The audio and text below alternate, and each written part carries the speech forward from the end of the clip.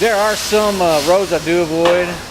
You know, they're doing some construction I know around by downtown, but that was one of the worst areas over off like I-40, and that was one of the worst conditions. There was a study done years ago that looked at transportation in the state being the #1 asset taxpayers had at about $40 billion.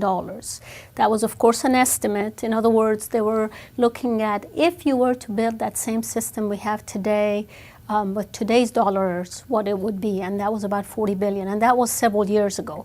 So I can imagine that it's probably higher today. But the point of that was that we're allowing our #1 asset in the state to go down the drain, basically.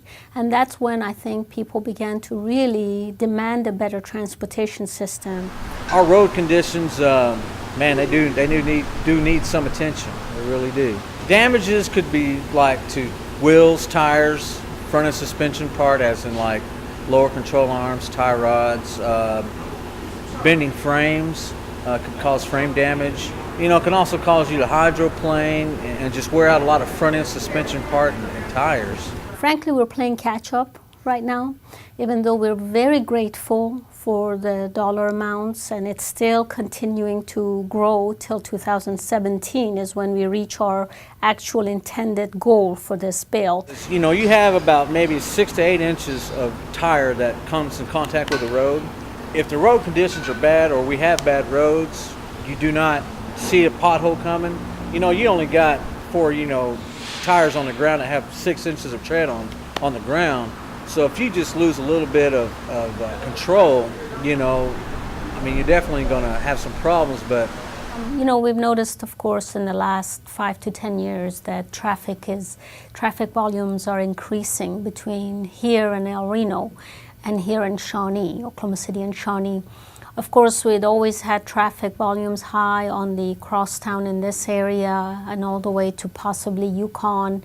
But as time has gone by and people have moved in areas outwardly, not only are you adding the residential aspects of commuters wanting to live outside the metro area and travel in, but also in addition to the travel that was already going on, the commercial and the cross-country travel. When you look at volumes of pushing 40,000 cars a day, and it doesn't really drop off till you get past Shawnee or past El Reno, those are very high volumes for being considered rural. They really are not considered urban.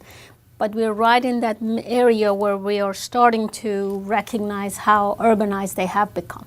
Oklahoma has traditionally been underfunded. As a matter of fact, we were rated #1 in the nation for underfunding our transportation system for years. And that changed, that didn't happen overnight, in the sense that the underfunding was with us for decades. And you really start to see that in the roads. As of about 5-10 years ago, we were at a crossroads. A lot of these bridges, a lot of these roads needed to be reconstructed or replaced. And with our funding the way it was, that was at the levels of 40 years ago, it was just unbelievable that we were probably the only agency that had not increased their funding, their state funding. Frankly, 5 years ago, we were sitting here not knowing what was going to happen to our transportation system. And again, thanks to the legislature, the public, the governor, that we really put transportation on a priority list. And you can start to see the benefits of that today. Of course, the one thing we need to understand is House Bill 2272. There's about 6 more years of that journey to fulfill this bill, which is 2017, and that we stay on course. Because again, we have just begun to make good progress. We've done volumes of good road work and bridge work with the funding we have seen, but there is a lot more to do.